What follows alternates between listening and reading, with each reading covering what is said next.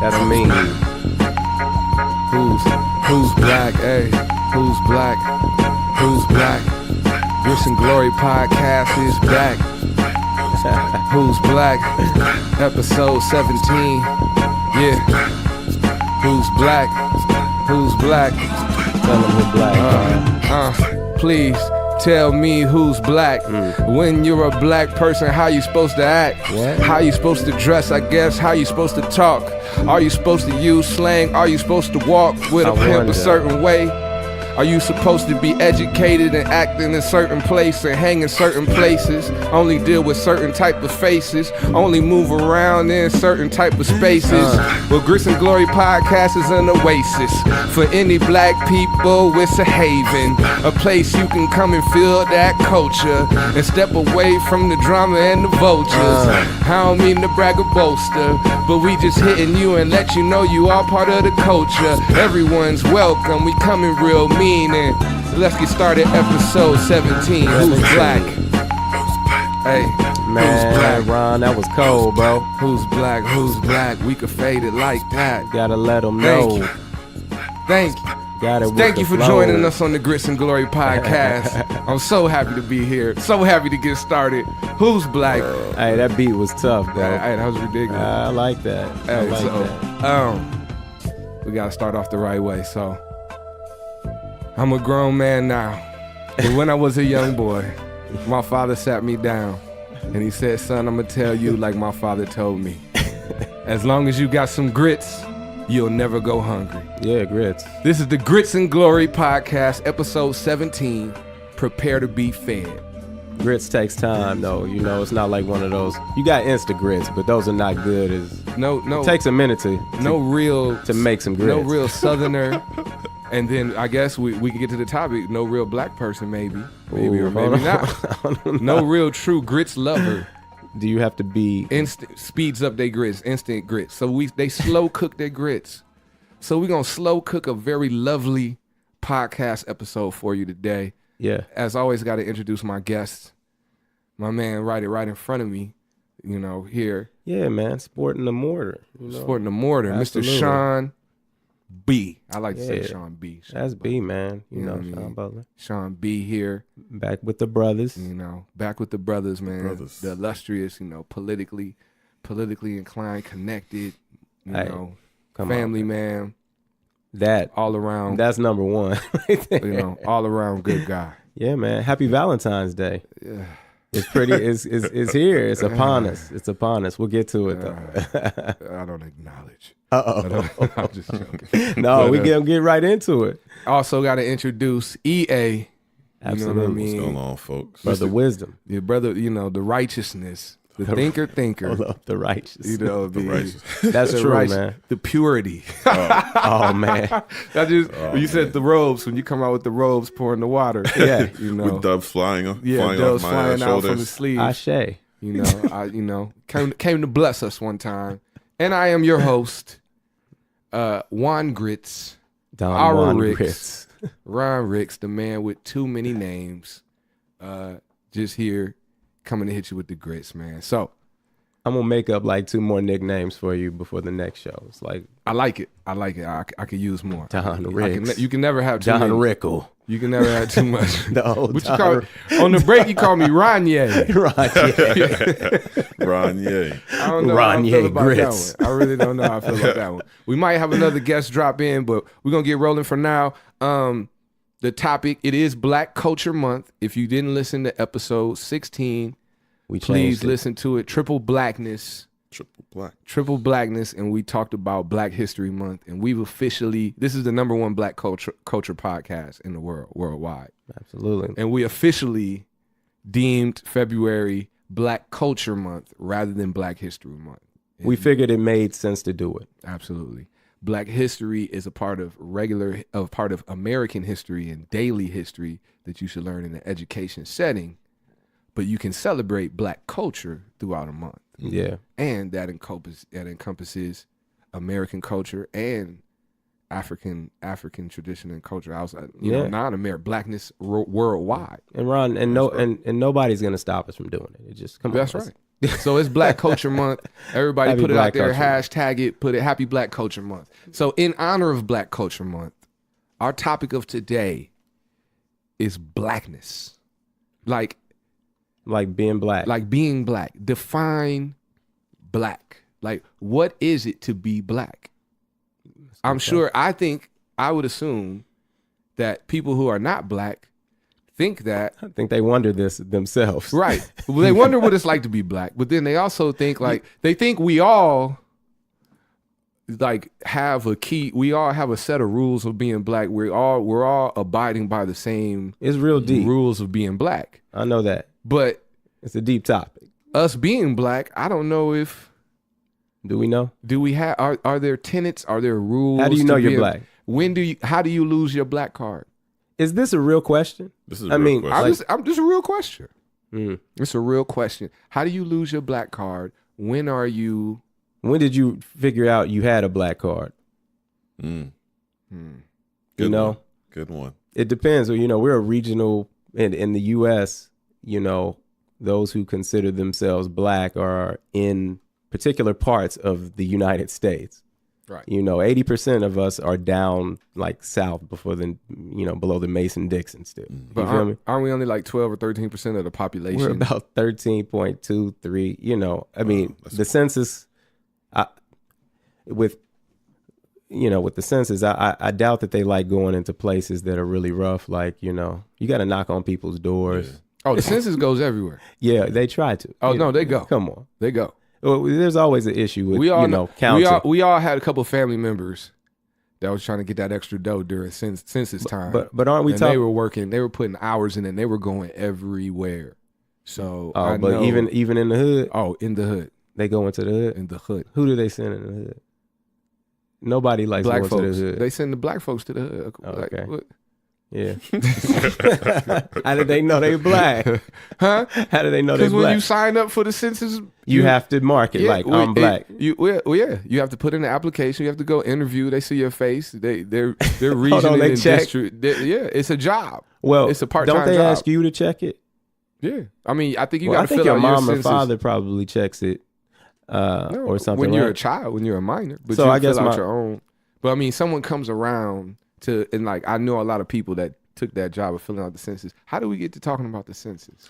Yeah, because we were talking about you mentioned The population of black folks. Absolutely, So or people there's- who call themselves black. So there's not that many of us. Well, about 13%. So like 7 fingers out of your 10, about maybe 6 are like Caucasians. And if we're looking at a map of the country. Yeah, proportionally. So if we're looking at the map of a country, right? It's about 66%. And so if we look at a map of America, Uh-huh. and let's say we made America all white, right? Okay. We would look like just little black sprinkles Pretty much. across the country. I don't think a lot of us know like that. Do we though. do we realize how Small that is. small we are in the population? But we're small but influential. Right. Look how big we are in the culture, Yeah, man. I mean, the world. the world. Well, that's one of the things I wanted to say. I always say is that the world gets its coolness and its culture from America.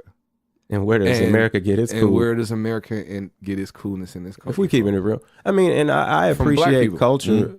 Personally, I recognize other cultures. I love it. I know what I was used to hearing when I was young. Mm-hmm. And, I could drop names, Earth, Wind. My people played records, right? Mm-hmm. And so I never really realized how rich my music history was until I got around friends. And I'm like, hey, I know that old song. Because they'd be like, that song is old. How do you know that? Right. Well, my family taught me that, So I guess my point is I've heard different kinds of music too. And I appreciate diversity. But what is black culture, itself? Because I feel like I can hear it. It's something I don't think it's easy to quantify because you'd have to either accept yourself as black to be counted as black, or someone does it for you. You can change it.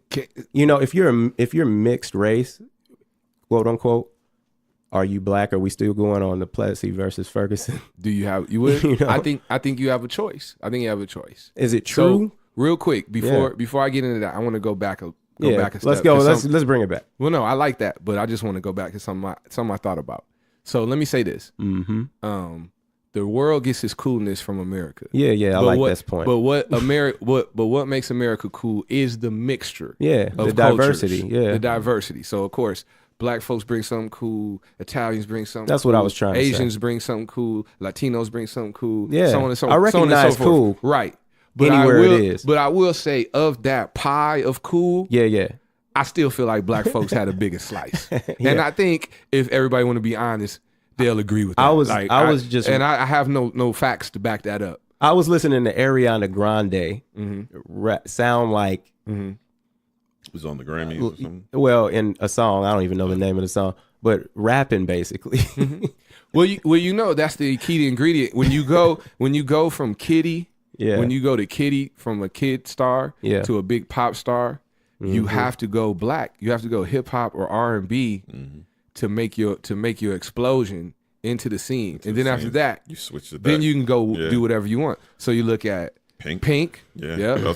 Pink started out. Look, you thought Pink's boyfriend had cornrows and 3 baby mamas when Pink came out. She had the short hair. She had the short I only date black dudes haircut. Did she though?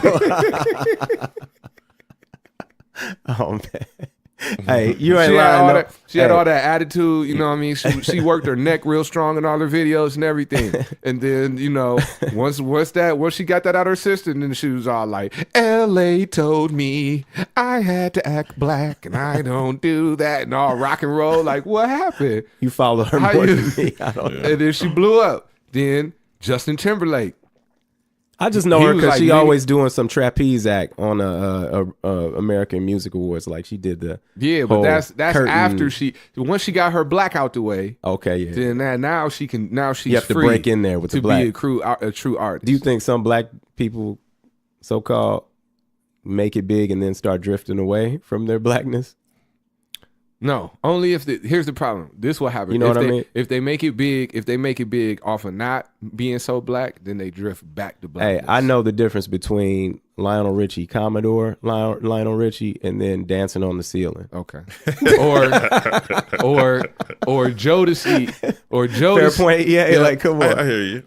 or Jodeci freaking you and Casey and JoJo all my life. Well, hold on, man.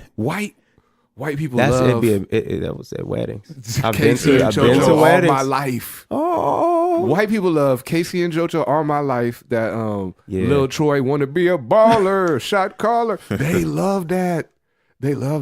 And 20 inch, yeah, blade, yeah, on an Impala. And Young MC, Bust a Move. Bust a Move is a favorite. Yeah. That's a.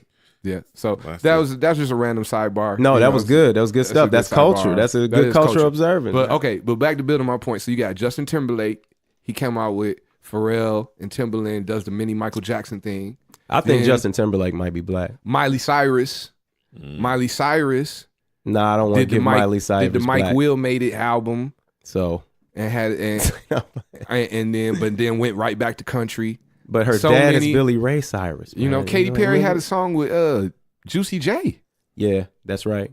You know, it's like, but it's always that Amigos, song. Isn't it always that song? Like Lady Gaga had a hit with Akon or whatever. Everybody, right? Yeah. You come over and you get the magic, and then you continue to fly. Then you go back. Yeah, you take a sprinkle. You take a little like Peter Pan. You take a little bit of the.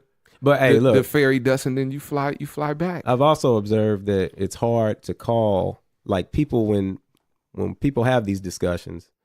You know, there's always that, you know, segment of the population that wants to question, like, well, is it really black culture, or, you know? And then you have some sisters I know, like, man, we been had box braids, you know, like how can braiding, you know, be a new fashion trend when it's been done for generations? You know, you know what I'm trying to say? So like, okay, so let's get back. We do need to get back. Yeah, I mean, what's black though? What is how do you call that? What is black? What can we own? Like whoever we is.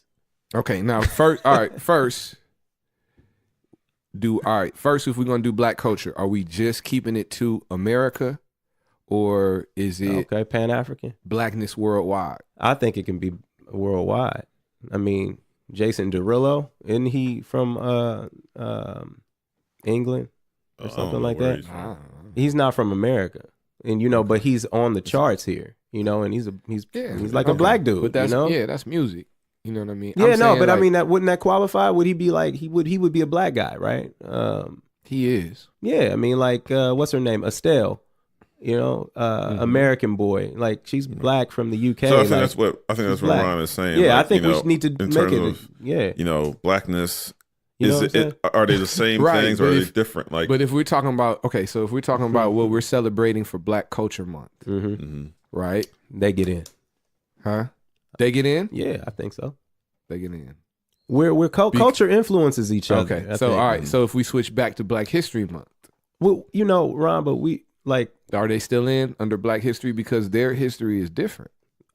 Okay, that's a good point. But I think that's a conversation.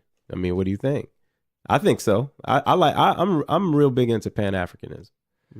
I'm into Pan-Africanism too. I mean, if we're gonna categorize things and if I'm African American because my people from Africa, why can't we own that culture? Get in there. Yeah. Are you saying? I'm just trying to make sure I understand the question. The question is, if we talk about Black history, does anybody else Black outside of the United States get into that? Do they count? History? Yes. I mean, I think there's a piece, right? But I mean, I think there is a difference. Okay. In like. I guess it kind of goes from Black to like, is it Black American or, what I mean? Right. Like Black American or you're Black Brit, you know what I mean? Or Black Irish. I think it's wide. I think there is a difference just because there's a difference of So is it Black American? So is it more culture? So in essence, what he's saying, I would say just if we're talking about Black history, or African American, history month, that it would be about African American or Black American history. Okay. You know what I mean? Yeah. I mean, you can have, of course, I guess a piece in regards to like the influences, but it's really ultimately about what happened here. Right. Okay, got you. But you did say a key word and a key term, and I don't know if people are aware of this, but Pan-Africanism is the belief and the understanding that all melanated people that originated from Africa, the diaspora, are connected. Well, those of us in America are in the diaspora, but a lot of Africans in Europe just freely migrated to Europe. I guess so. So that's the connection. So like when you see Black folks in America get excited when they see the Olympics and there's literally someone of color for almost every country in every event, and we all get excited and take pride in that, or even like the last World Cup when France won, and so many Black folks in America were excited about that because there were so many Africans on France's team. So that's a key example of Pan-Africanism. So definitely respect to Pan-Africanism. Grits and Glory is all about Pan-Africanism. But we trying to get to what Black is. And that's And that's American Black. Yes. And I think, and here's the other thing, Black Panther, the movie, is a wonderful example of Pan-Africanism because all the actors were Black, but they were from all over. That's all. Yeah, like my guy who plays M'Baka, wasn't he from the islands? Yeah, I think he's from Trinidad. I think he's from Trinidad. Right. I think. Yeah. Right. All right. So boom. So back to Black culture. But do Jamaicans count? Yes. Jamaicans count. Everybody Black count. But do they count for Black America? No, I think they fall into Pan-Africanism. I think even like Haitians, because they fought and got their independence. So well, we need to I think narrow slavery. Down. All right, so boom, Black culture. I think the history of slavery is a key component of Black culture. The history of slavery? Yes. In the Americas? Yes, because that's how just when we had said Jamaican, that's how I'm differentiating between all right. Between what's Black American, because the if we talking about Black American, let's just talk about understanding the history of slavery and Jim Crow and civil rights and racism is a key piece of Black culture. I get you. But well, even with that said, I think that American Black culture is becoming a wider absolutely topic of conversation because it's becoming a larger definition due to multicultural practices today. So what you're saying is the lines between Black culture and Pan-Africanism are beginning to blur. Or no, I'm saying that, you know, to be a Black American and what's considered a Black American, I think people of mixed race would argue that they're Black, you know, and some would say I'm mixed race, you know. I think it's really kind of, you know, I'm thinking it's going to grow, you know. There are going to be a lot of Black Americans. So what, that's a good question. What makes you, or a good point. So what makes you Black in America? That you are of color, of African, you have some genealogy. I think it's how you identify. Of African descent. Mm-hmm. Okay, so that's how you identify. I think so. If EA, who is a darker skinned gentleman, 100% Ghanaian, if EA said, you know, I don't see myself as a Black man, I identify as white, then is he not Black? He's not part of. He's not part of Black culture. That's just so, you know, the question. visual of that was so like impossible. So impossible. I tried to think about it too. I'm like, he's like, you know, what if he said, I'm a white man, I consider so, you know, trapped in a Black man's body. I was born a white man. There's somebody who did a video like that a couple of years ago. There's a segment on like Tosh.0 or a dude. It was I think it was on Atlanta, the show Atlanta. When the dude said, remember in Atlanta when the dude said he's a white man, he's trapped in the Black man's body. You don't remember that? Oh, remember. On yeah, Atlanta? I think so. There was a whole episode. So this is real. Yeah, it actually happened. Well, it was a show. It's a written show. Okay, but it could happen. But the idea, I guess, the concept, it could happen. Right? Yeah. I mean, if people can. I mean, and this is not like, I'm not throwing any shade, but if people can say that they were born one, you know, a man in a woman's body or a woman in a man's body, then why can't someone say I was born a white man in a Black man's body? Brian Gumble. I wonder if there's actually any real cases of that. You know, I bet you. I mean, we have, what's her name? We have Rachel Dolezal as the I'm really a Black, the white woman that became a Black woman. He was president of the NAACP. Yeah, true. One of the chapters. You know, the NAACP started with white presidents, so you know that's not nothing new. And it still has the word colored in it. So I mean, is that still a thing, or do we Black people accept that? Or no, I can't accept colored. It's in the title. I'm a part of the NAACP. Right. It's like I can't accept. I've always questioned that. I'm like, should that change, or are we gonna just keep that going? I mean, it's just it's tough. Hey, it's tough. Hey, Ron, if it's somebody tough when goes, the colored boy, you would be upset about that. It's wouldn't tough when you want to change. When you want to change branding, you know, it's difficult. Branding is hard. Branding is important. I think that's an issue of ours. You know, you got that's what we're trying to figure it out. Like, you got a lot of collateral. You know, they got a lot of letterhead and United Negro College Fund. You know, and it just flows off the tongue. NAACP. It just flows off the tongue. I don't know if NAABP, NAAAA, AP. I'm gonna adopt the Malcolm X so-called the so-called Black person, the so-called Negro, the so-called Negro, the so-called. That brother was real. Right. That brother was real. I'm sorry. Go ahead, yeah. No, I was kind of going to go back to what you in regards to, you know, like what you were talking about in regards to Blackness. Like, what is Blackness? How do you define Blackness? Mm-hmm. I think, you know, if somebody sees you or looks at you and looks at your skin, they're going to see you. Oh, that's a Black person. He's Black. Mm-hmm. You know what I mean, but then I also think that Blackness is. I think when people talk about it, it's more of an experience. You know, I think whether you want to or not, or if you can say you're, you know, whatever, a white man trapped in the Black man's body or whatever, but no matter what, because of the color of your skin, I think every Black man or Black person shares a common experience in some facet that we all understand. Okay, so what would some of those common experiences be? The police. Hey, it's not funny, but the police. Yeah. Yeah. The Police. The Police. Okay. Hey, everybody. Hey, it doesn't matter. It's indiscriminate. Is it music? Is it? Do we all? I'll say I'll say music. I think music. Even if honestly, even if it's a different genre, you know what I mean. I think music is key in.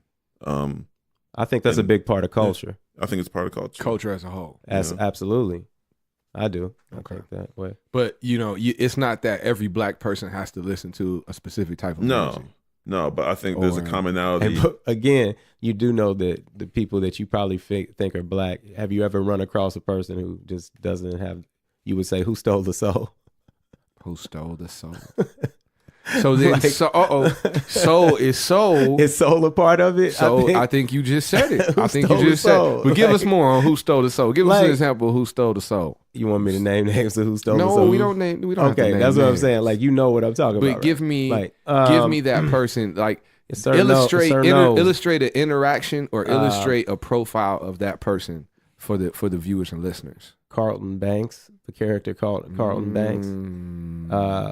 Maybe the character Steve Urkel gets in there a little bit. Okay. Maybe possibly grew up affluently or possibly grew up not around a lot of other black folks. It's cultural, I guess. I guess that's how you would define it, probably. Would you say that? I think so. Would you check those boxes? I would check those boxes. Okay. So someone, so are we talking about somebody who wow. Do we have to listen? Because we're not talking about anybody specifically. No, right? I think this is something that representative. I think what we're talking about is what people used to call Oreo, right? Probably. Or Oreo, right? So, if you've seen the Oreo, if you've seen the cookie, wow. If you've seen the cookie, it is black on the outside, white in the middle. White in the middle, white on the inside, as they say. It's a good cookie. So it is delicious. Love Oreos, and they come in a lot of flavors. Hey, and different colors. Have you gotten the thin ones? I man, like the thin ones. You eat a whole pack of those. Man. I eat a whole pack of garlic. That's why I don't buy them anymore. But back to it, like who stole the soul? Like, by the way, for my vegan folks out there, Oreos. Braxton from the Jamie Foxx show. Oreos are vegan. Oreos are vegan. All right, so what's up, Carlton? What's up, bro? Braxton from the so and that brought me to like a meme. Yeah, that's been circulating. That's been going around. That says, black people, stop telling your children that if they speak proper English, that they're acting white. Oh yeah, but that's a good point. But that shit is toxic. I think is what the meme says. But then there are people who are real articulate who might be considered white talking or whatever, that from back in the day, like Sidney Poitier or Nat King Cole. These articulate, but they're still soulful. They're a part of they've been accepted into the culture, They're still soulful. They're still soulful. So let's get back to that Sammy soul. Davis Jr., the Rat Pack. Come on, man. But let's get man. But Sammy was soulful. Yeah. Let's get back to the soul piece. He is black. He black. But he was also seen as an Oreo. So was Will Smith in some cases. Okay, so let's get back. This is what I want to qualify or figure out. Let's get back to the soul thing. All right. So what you're saying is, do you have where's the soul? So you're saying there's something internal that doesn't speak to who we black think we culture are. or our connection together. They're outliers, so we notice it. Then we talk about the term Oreo, and the term Oreo says black on the outside, white on the inside. Where does that come from? So that almost says that whatever was black on the inside was replaced with something white. Some might consider that crossing over or whatever. Right. So what is it? How do you define it though? Right. What is it that we all have that's black on the inside that we just know when someone's lost it? And then how do you get it back? I think well, kind of based off the description you gave in regards to some of the Carlton Banks or whatever, I think because they seem to be proper, they seem to have no sort of I guess struggle in their in their being that didn't really rigidly walking. They just in terms of soul, I don't know, the idea of soul is actually like that feeling of like that the soul comes from something, right? It comes from like struggle or grinding or something. Or maybe So maybe they wouldn't be able to dance. Some would think they can't dance. but I'm trying to mix this with what we qualify things with. Like, so if you can't dance, rhythm and dance. Rhythm is a part of it. I feel like if you want to be black, right? What we say? Don't we value if somebody has rhythm, we do. like that, they might be black. But we all know a good amount of black folks with no rhythm. I know, but they still black in some other cases. Right. They still might qualify. They're still black, but because if they don't have those things. But it's noticeable thing. It's like, hey man, Ed can't dance. Come on, bro. You know what I mean? It's something but he's still black. You know what I mean? But you can dance, bro. So do you think the struggle is not there? Do you think the struggle creates it? Well, I think it's kind of. I'm sorry. Go ahead. No. I want to hear you. No, go ahead. No, I want you. Go ahead. Okay, I think just because a person sounds a certain way or dresses a certain way, it doesn't mean that they didn't have any struggle. But in our mindset is if a person looks a certain way or they sound a certain way and they talk proper, that means that they had it easy. Or that yeah. I don't know if I'm making I'm making sense. No, you're making sense. They're making it easy. So because you had it easy, and blackness in the United States has a essence of struggle. Maybe that if you had it easy, you're not black. You didn't have that. You didn't go through. You think that person didn't go through the struggle. You know what I mean? Yeah, I get you. I don't know if that made sense. That makes perfect sense. That makes a lot of sense to me. That makes perfect sense to me. And I think I would check those boxes. I think that's the key qualifier. I think that's the key the one key qualifier. I call it two things: the struggle and the question. So the struggle is I endure a certain level of hardship that I know the struggle. I know white folks around me or people who are not black do not endure. And that is the struggle.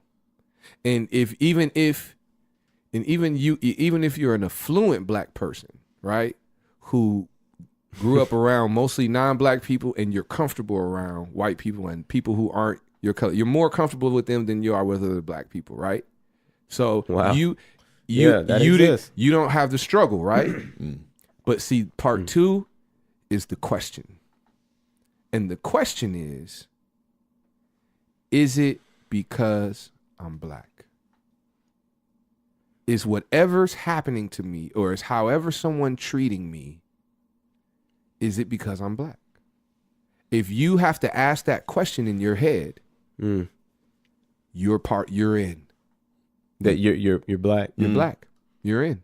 Is it because I'm black? And guess what? We all have to ask it at some point. Even what triggers that? What triggers that though? Because I'm getting stopped by the police. Like, dang, man, is it because I'm black? Or getting treated differently. I grew up in a semi-mixed, mostly white neighborhood. Right.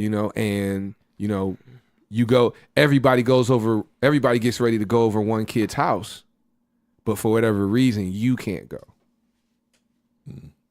I used to have a friend.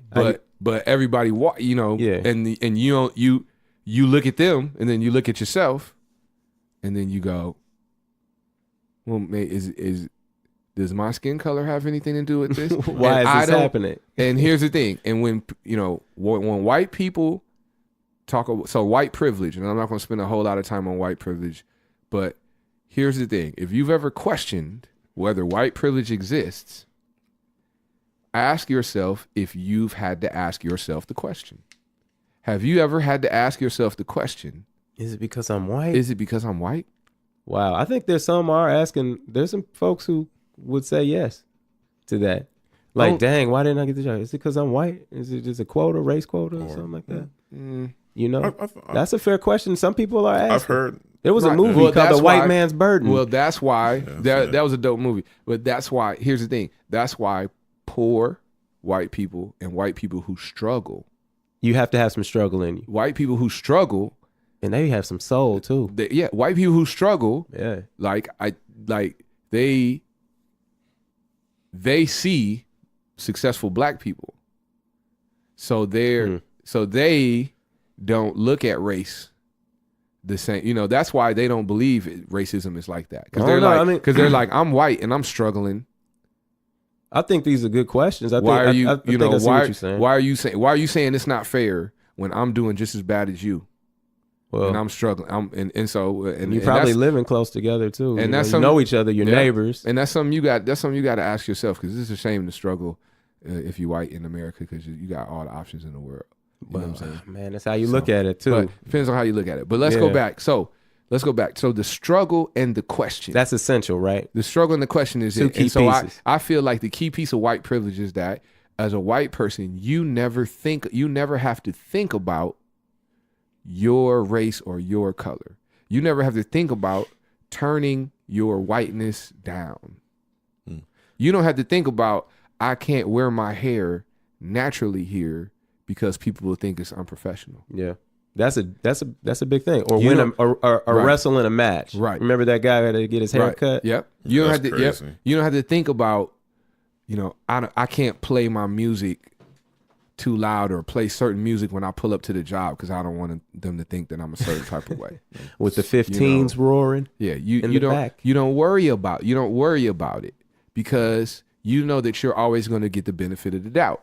Yeah. And you don't think that you're not going to get the benefit of the doubt. And I think that's something that anyone that's black that had to ask themselves the question, that's something that they think about.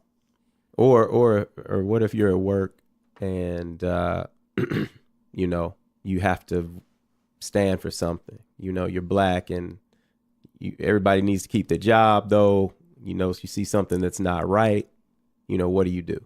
I mean, I think that there's more dilemmas that a person of color has to consider, whether you're black or even another melanated people. Indian or something. Yes. Yep. And so I think, I think that's right. Non-white, I think that's non-white right. identifying. I think that's something that anyone that's a minority in America has to I mean, the work component too. But I think that's a part of black culture too, is the represent. Component. I have to represent my race component. Yeah. I have to represent my people component. Meaning that if somebody does something racist or something that could be construed as racist or against my people, I have to be ready to defend or stand up. And if you think about it, that's a burden. So I'll tell you a quick story. One time, I was at this job.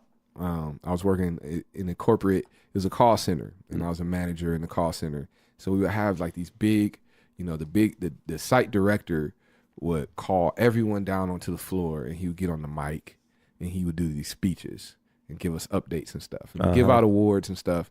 And, he would always try to freestyle it and be funny, and he was always making stupid jokes. Public speaking is hard. It's hard. It's difficult. So he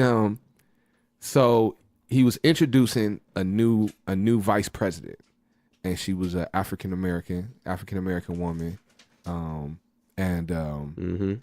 She wasn't black. Well, she was black, and that's another thing. Okay. Let's talk about that next. The whole black versus African American. Don't let me forget about that. So she's both, and he's introducing her. Yeah, so he's introducing her. Thank you. He's introducing her, and he's trying to make a joke. And he says something like, "Oh, we got to know each other really well, and I know she thinks I'm kind of corny or whatever, but I'll tell you one thing, she's ghetto." Wow. Oh man, that is rough. See, that's what I'm saying. The whole site. I would have felt a way about that. Absolutely. Now, I'm gonna tell you how I felt about it immediately. Okay. Did your face tell the story? No, I don't. So on a personal level, outside of, I didn't like this guy. I never liked this guy. I didn't like working for him. I didn't like sitting through his meetings. I didn't like dealing with him. And I knew exactly what was going down. Yeah. After he made that, what they call it, a guffaw? A gaff. A gaff. A gaff. After he made that gaff. Yeah, that's it. Yeah. Gaffe. Yeah, a gaff. Hey, after he made that gaff. You could say tomato. You're right. He made that gaff. And I was like, oh, he about to get fired. I love it. So I'm weak. So you knew exactly what he should do. I knew he was about to get fired, and I knew the power with which this woman was a queen. She is a queen. He offended people, didn't he? The power with which she was going to check him, it was going to be so worth it. So you were waiting, like eating. So I'm trying to hold my joy in. You were like that Michael Jackson eating popcorn meme. You know, yes, at Thriller, like it's Thriller, like, I was here Thriller comes. Thriller face, right? Thriller face. Now I'm like, wild. now I'm one of like 4 black managers in the whole. Oh man, this is really on the whole floor. So everyone turns to me. Like, how do you feel? Like, and I'm supposed to have, like, I got my Thriller face on. You got to lead the troops. I'm trying to hide my Thriller face, and I'm supposed to have my Huey Newton face on. Like, it's time to. Oh see, that was that. Hey, you know what? Serious moments are sometimes really funny too when you look at it, and it's kind of weird. And I have a lot of fun. Listen, I have a sick sense of humor, and I'm just being honest. Yeah. I enjoy seeing people get irritated. I enjoy when people are frustrated and irritated. But this was definitely one of those black moments, right? This was just is this a black moment? This is a black moment because the pressure was on. Yeah. For me to do something, stand up for my race, represent for my race, and I was in the position in which I had to step up. So that's a qualifier. I think that is a qualifier. That is at work, if you're representing, you have to represent. But guess what?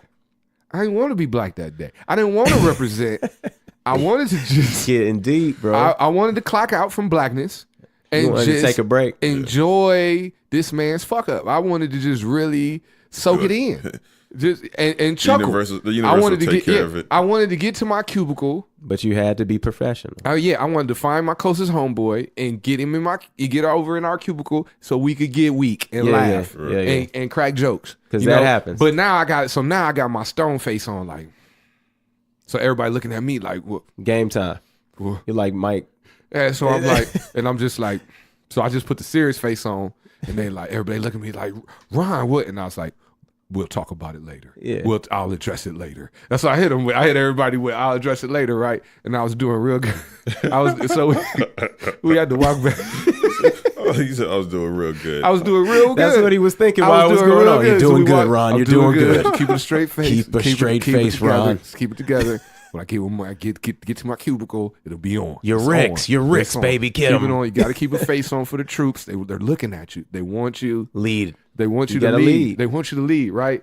So I'm walking in it, and we got to go up the steps, man, because my team's on the second floor. Got to go up the steps, and this one cat leaning in. He always had jokes. He got you. And he, I'm trying not to make eye contact.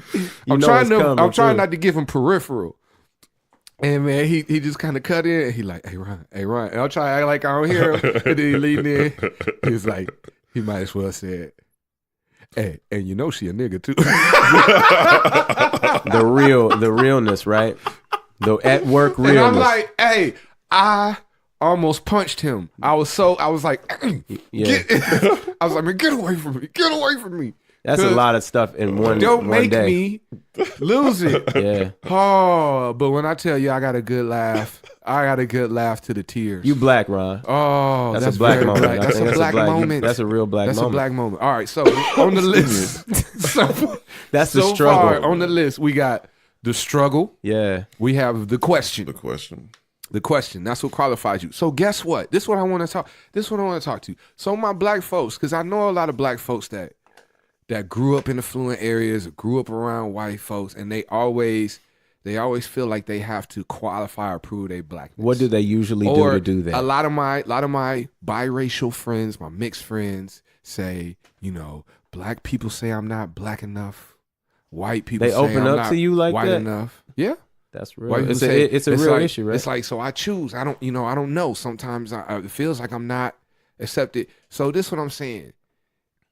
If you have a twinge of color, or you have a piece of the culture, you exude the culture itself, which we still define in here, but hey, you like I got you. You see what I'm saying? You see where I'm going? If you exude the culture, you're in. You kind of might be in. Hey, you know, I got a homeboy and he knows who he is, but he calls himself the African. The African. And see, and this is what. Here's the thing. He's cool and he's black, but you know his mama's white. And here's something, because I've like been Barack. there. He's Barack. And here's something. I've been there, and I've seen it. When you're black and you're the token, you're the only black around white folks. Oh, but they will challenge your blackness. So, that's deep, bro. Like, in comparison to what they think their definition of blackness is. Yeah, hey, you know what they see, their perception. Yes, they will challenge it, and so in their challenging it, they could whittle away your confidence. It makes for some interesting times, at your blackness. Yeah, it's some yeah memories you have. Yeah, because here's the thing. Mm-hmm. Here's the thing, and I'm not.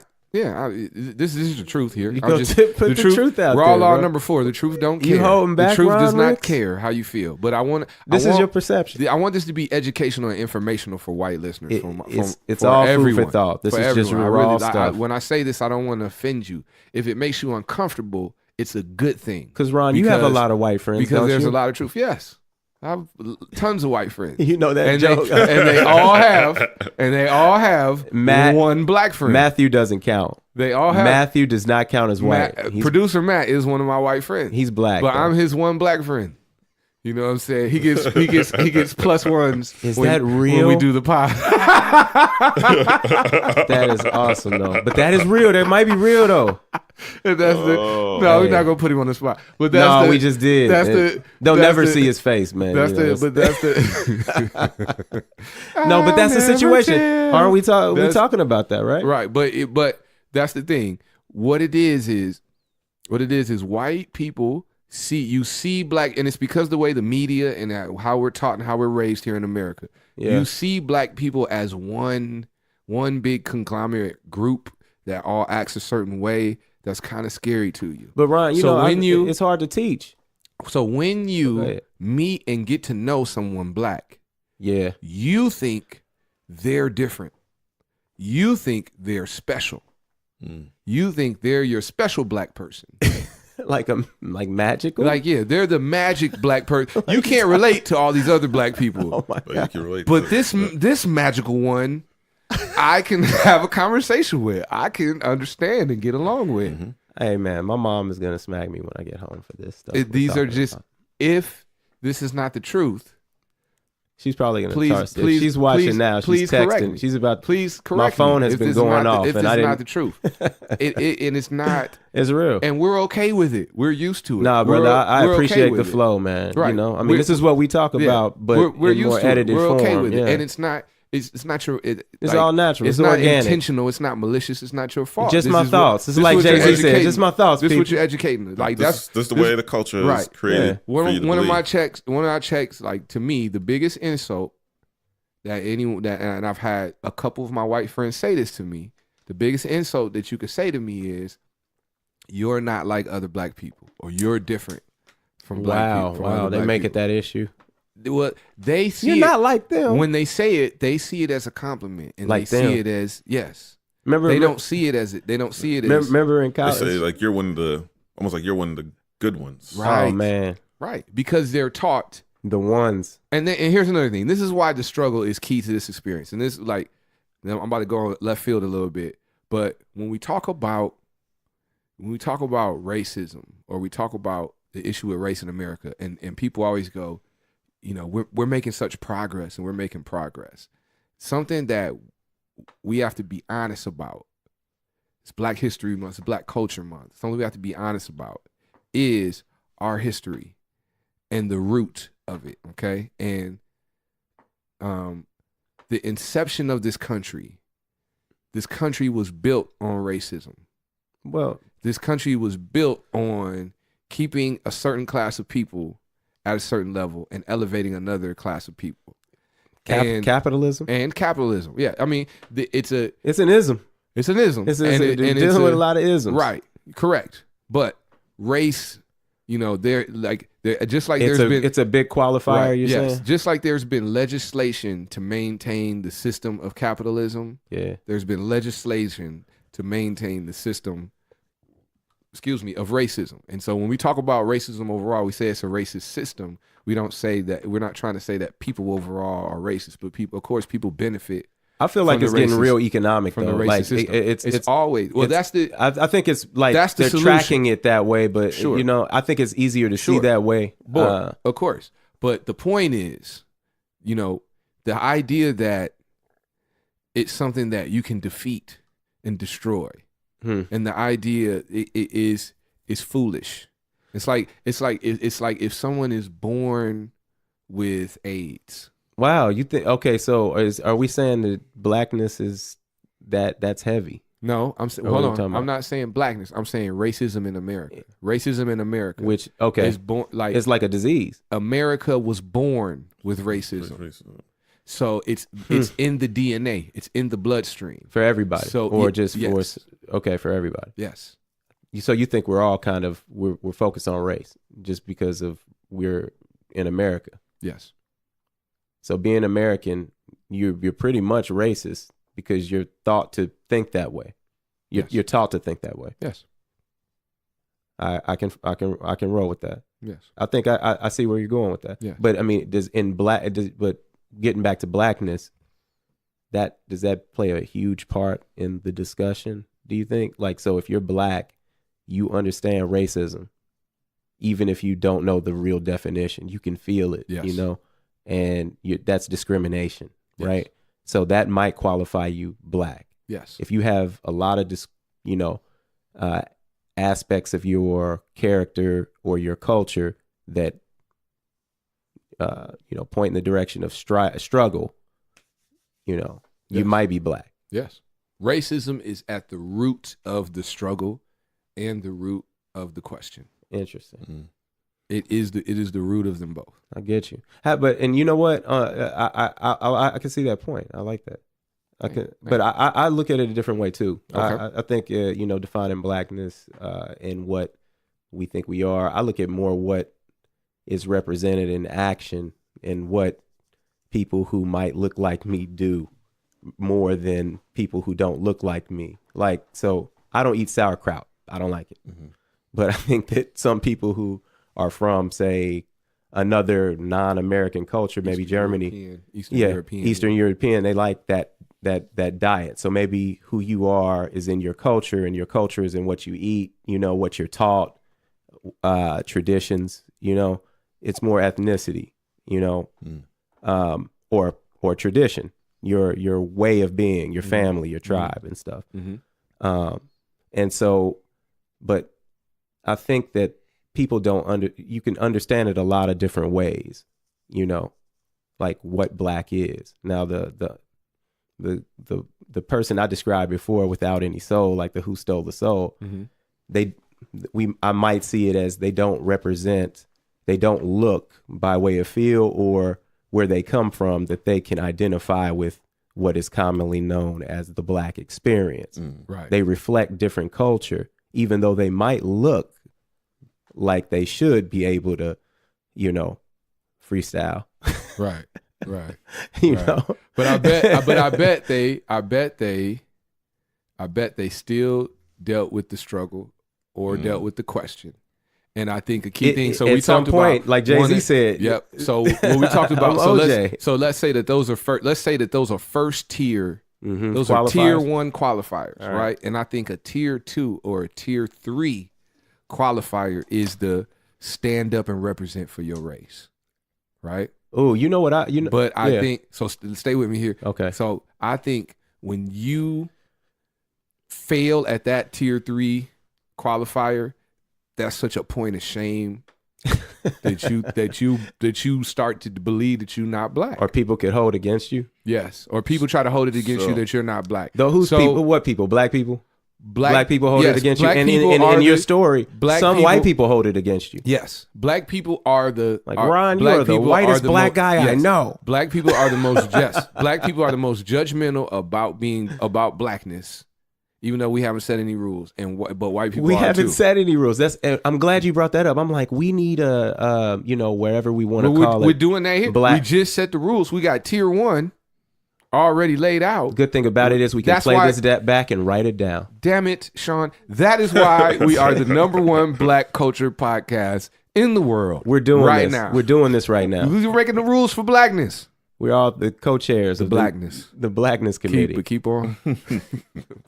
Yeah, we have to get trademark all of this stuff and get sued a whole lot. So the rules. So, but this is what I'm saying. The shame of not representing.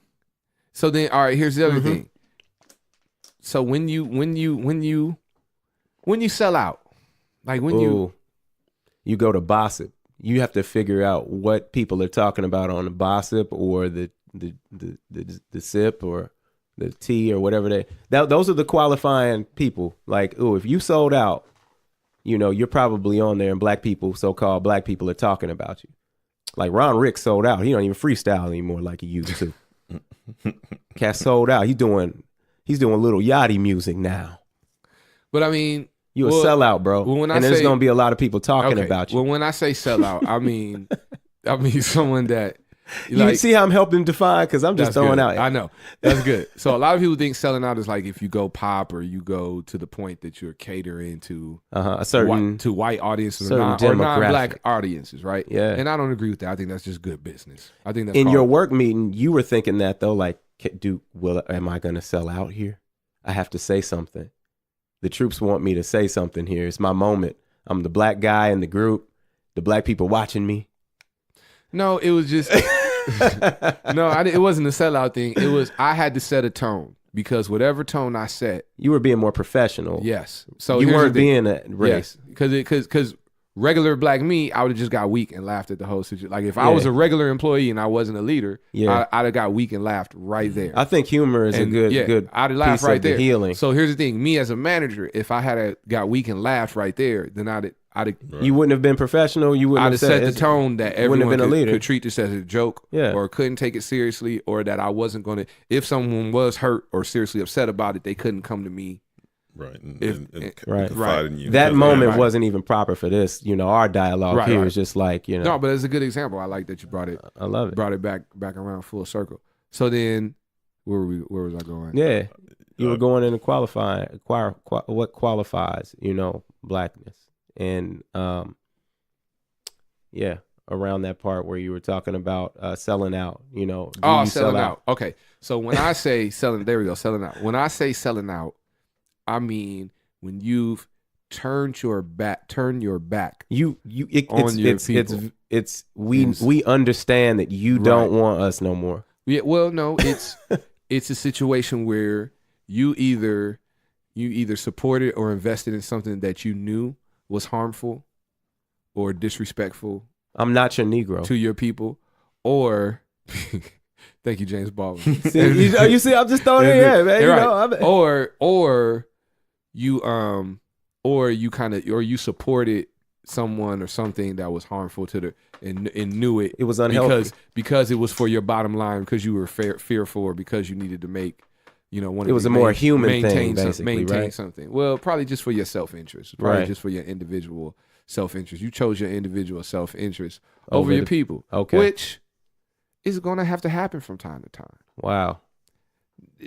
But it depends in the manner that it happens, in which that happens. So that sounds kind of like it sounds like it's going to happen from time to time. So I'm saying, like, if someone calls me from the United Negro College Fund and they're like, hey, I'm gonna need that $100. They're like, hey, Juan Grits, we're gonna need your pledge and donation to help your brothers and sisters. We listen to the podcast, get their education. You know what I mean? To teach the truth to young black youth. What's up with that donation, brother? And I have to make a decision. If I don't have it like that, I have to make a decision for my individual well-being. Well, I'm sorry, my people gonna have to suffer. Yeah, let me let you talk to Tone real quick. I can't teach the youth right now because I got to keep the heat on because it's cold. You made a decision, financial decision, right? No, I got to keep the heat on.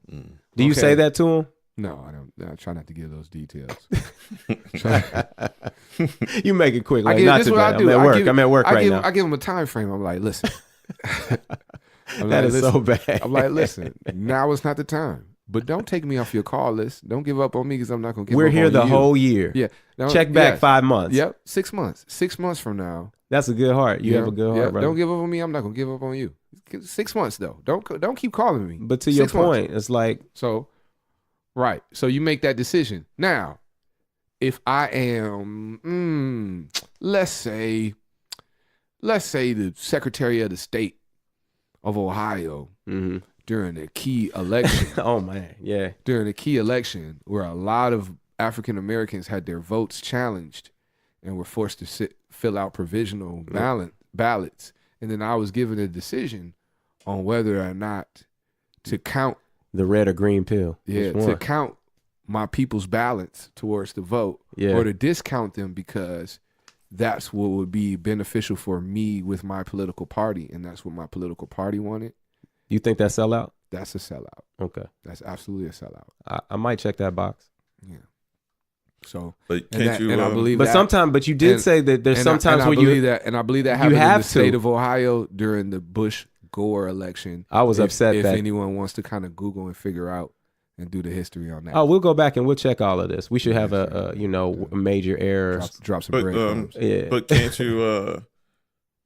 Can you be so you can in essence I can be a sellout and still like have soul, right? Yeah, hey, do you think Clarence Thomas is a sellout? See, that's the thing. So here's the thing, and that's the key thing I want to point out is we can't be so hard on ourselves. Okay.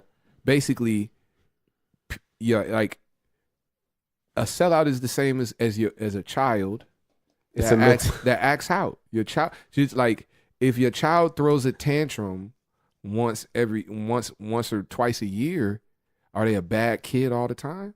That's deep. But you're a psych major, aren't you? Yes. Yeah. That's why I love it. I love listening to you. I have a psych degree. Yeah.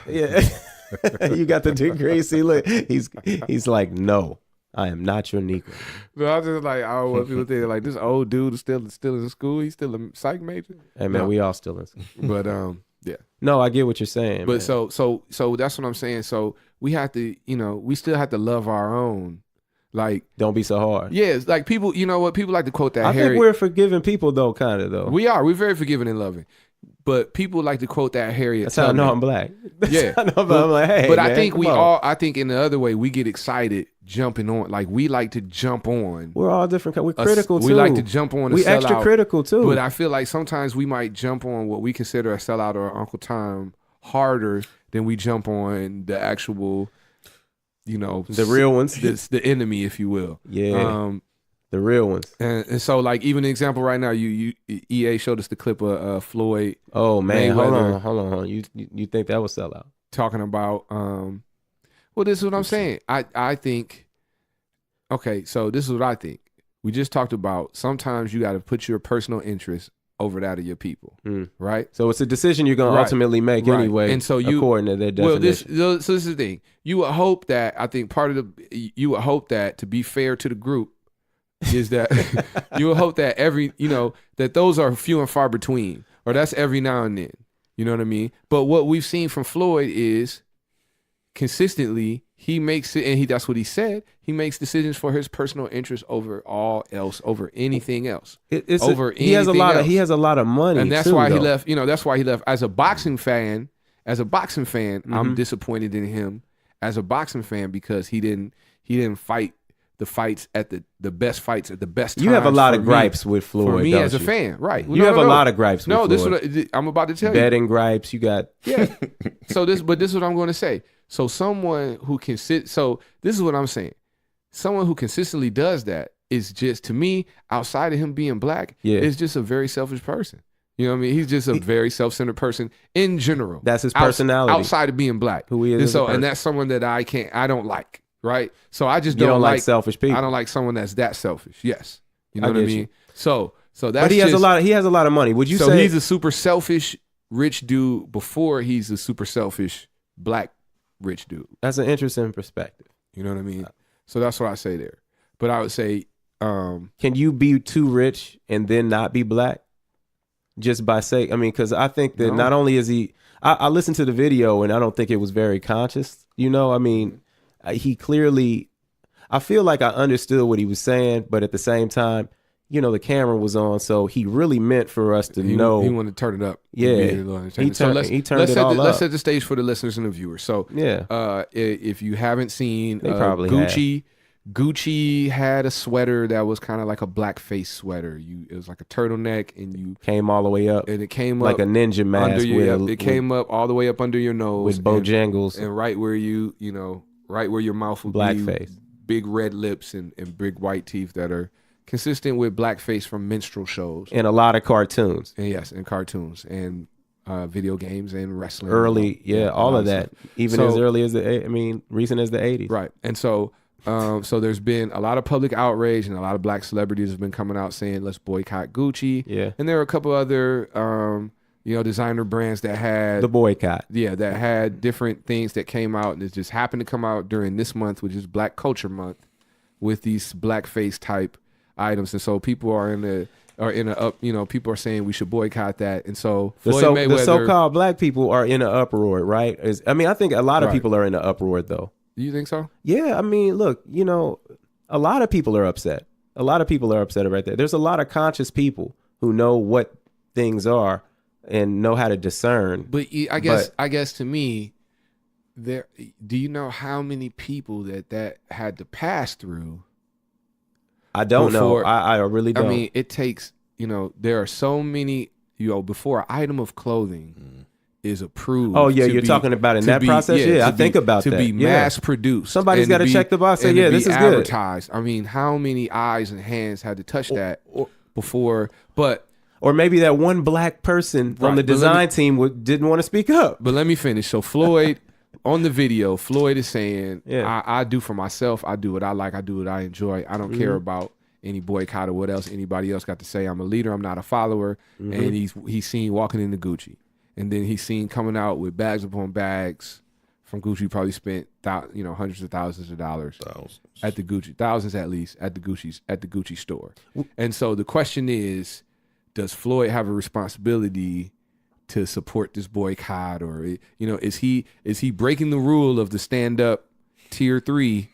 If you're black, you stand up for the color rule. I have a great idea. I think we should ask in this moment. I would ask one of my professors from college. I mean, I don't want to drop him, but Dr. Abercrombie. Like, we should have an Ask Doc moment. Like, cause what is selling Harambe. out? What is selling out, Doc? I mean, he could really answer a lot of questions. I love this. I love the dialogue because, can you price yourself out of black? Because he has a lot of money. He's saying, I want to spend the way I want to spend. He said Black Lives Matter. You can almost kind of compare it in terms of the responsibility. You can kind of compare it to he did throw a Black Lives Matter in just so everybody wouldn't dog him. If people Google this, he did say that, and then it's like, I have money, so I do what I want to do. But see, that tells me someone that's very out of touch and he's a capitalist. Focused on themselves. Yeah, he's just focused on the money. He's not focused on that. But EA, where were you going? No, I was going to say in regards to the whole, does he have a responsibility to to people or to blackness? I mean, you can almost compare it to like when back when Charles Barkley used to say that he wasn't a role model. I'm not a role model. He said, I'm playing basketball. I'm a basketball player. Yeah. I'm not a role model. I mean, I want to live my life. So much is given. It's not about everybody else. I see some similarities in that. In that kind of like thing. So with Floyd, I guess we would hope that, he would, because he has a lot of money. He has a lot, more money than most. Has a lot of influence all around the world because of who he is, that you would hope that a person like him would stand up and say, this is jacked up. That's a lot of pressure, man. Because it's always the people who don't have the resources fighting. He has the resources and he chooses not to do anything. So it's a disappointment. But then I guess on an individual side, is that his response? I guess not. No. I think about LeBron in that manner though, right now. I mean, Charles Barkley is a great example of how it used to be. That was like an 80s or early 90s thing. Early 90s thing, but we're still kind of dealing with that. Like LeBron is like ambassador. Well, here's the thing. Just because a black ambassador now. And that's great. And I respect, that's why I love LeBron. That's a lot of pressure for keeping that standard, because here's the bottom line: regardless of whether you say you're a role model or Yeah. not, you don't determine whether you're a role model. That's true. The people that look up to you determine whether you're a role model, and I think or not. And if you're in certain positions, you know that if you have a certain amount of eyes and enough attention, then you by default become a role model, right or wrong. So you have your individual choice, and you have the choice to choose that responsibility or not. So I don't, so this is what I'll say. But I don't want to some might not even understand it though. I don't want to hold it individually against Floyd, right? For it, since he's making his own individual choice. But something I want to say, kind of just to everyone as a whole and for people, is that let's start doing I'm making a suggestion that we start doing what we call what I like to call a quiet boycott. Like nobody knows. Yes. So here's the thing: I've been quietly boycotting Gucci for forever. Why is that? Because you couldn't afford it? Well, jeez. I wouldn't say that I couldn't afford it. I would say that even it was a conscious thing. Yes, even if I could afford it, it's a no. Yeah, it didn't make sense to me. Absolutely, your money's no good here. It didn't make sense to me to spend that money. Yeah, on clothes. It just didn't make sense to me, and it's not worth it to me. You know what I mean? It's not worth it to me. And so, quiet boycotting would be just like, we just silently won't do that. Yes, I'm not with it. Like, so it's one of those things. If that's tough, man. If I go to somebody's mom and pop restaurant, right? I go to their mom and pop restaurant and they give me horrible service. They treat me horribly. Right? Mm-hmm. Like, do I need to? And I think maybe it's because they're racist. Maybe they just don't like me. Do I need to just tell everybody boycott this restaurant? No one ever go there. If you think about boycotting, you black, right? if I just make a decision, you know what? You don't deserve my business, my patronage. Mm-hmm. I'm out. You know what I mean? Yeah. So that's like, we don't, the drama and the outrage. Where does it get us? It does us no good. It's not focused, though. Just make an individual conscious decision for yourself. And that's kind of where I'm at, like with the NFL. Like, I boycotted Kaepernick's first year. Now I'm like, if a friend invites me out, I'm not going to not hang out with my friend and enjoy the game. But personally, I don't have that desire and that interest to watch it like that anymore. It doesn't sound sustainable. Like, it doesn't. Does sustainability count? Like, to boycott something? I think black culture has a lot of waves. Like, it will do something for 2 weeks now, and then we won't. Mm-hmm. When Trayvon, we wore the hoodie. Mm-hmm. And there are a lot of other cultures standing with us at the same time. Right. How do we sustain things, and who does it? I mean, how do we communicate in a silent boycott? Well, we need to wrap up, but I'll leave you with this. If you had 20,000 customers, and they all got upset with you, and they all stopped. Let's say they bought, they each bought 2 of your item a month, right? So they're loyal. Yep, they're loyal. So you got 40,000. You got 40,000 sold every month. You talking business, right? You got 40,000 sold every month. Yeah. So you do something bad, something so-called racist, and they boycott you, and for 3 months or 4 months, you lose most of them. Let's say you lose all of them for 3 months. So you lose. So that's a statement can lose you business. That's 120,000 loss, right? But let's say over the next 5 years, you consistently lose 20%, 25%. So basically like an NBA decision about a racist thing, like the Coach Sterling, or, when something they have to cover up. Right. You have to protect your brand. Basically the long term. Yeah. Like losing everybody for 3 to 6 months, because this is what happened. Oh, we did the boycott. All right, I'm done with the boycott. I did my part. Now I'm gonna start buying here like I did before. So right. Yeah. But if I gradually just decide, I don't really I don't really mess with this. So every now and then, there's this one Gucci belt that I just gotta have. Just like every now and then, I knew it was gonna come back. or something like. Not me. I'm just using that as an example. Yeah. But every night, like I don't like Jordans, but I never liked Jordans, but I love the 9s and the 11s. So You just making your decision. When they come out, I might make that decision. Yeah. Just like I wanted to watch the Monday night football game with the Rams and the Chiefs, and I wanted to watch the Super Bowl. And you went ahead and did that. I went ahead and did that. So you still got your black card. Right. So, but over time, that's how I put you out of business.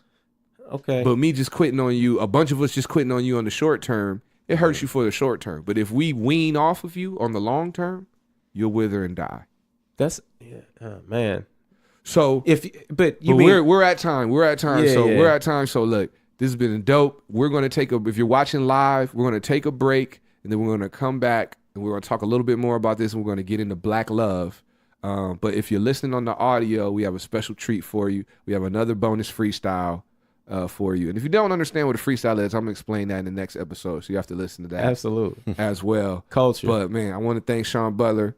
I want to thank EA, producer Matt got us going crispy. Hey, we appreciate it. Stay black, stay strong, stay whatever color you are, and just try to be, what is it, EA? Just try to be the best human beings you can be. Absolutely. Every day. Hey, Grits and Glorious the pod. We out. Who's black? Who's black? Who's black? Hey, who's black? Hey, who's black? Hey, who's black? Who's black? Grits and Glory. Who's black? Episode. Who's black? 17. You black? And we back. You black? Who's black? Who's black? Who's black? Yeah. Who's black? What's really, really black? When you're black, how are you supposed to act? How are you supposed to live and supposed to be? Are we all supposed to be the same? You see our skin and think we're supposed to act the same. Are we supposed to make our language change? Are we supposed to dress a certain way? Do we have to listen to music a certain way? I don't know. I'm just black man hitting with a black show. It's called Grits and Glory if you people didn't know. And we coming with that hot shit, we had to grow. And we out here, we gotta go. So now we gotta hit them. Ask you one question, can you get with them? Who's really black out here? We gotta know. I guess we'll probably start the show. Yeah. All right, that's it.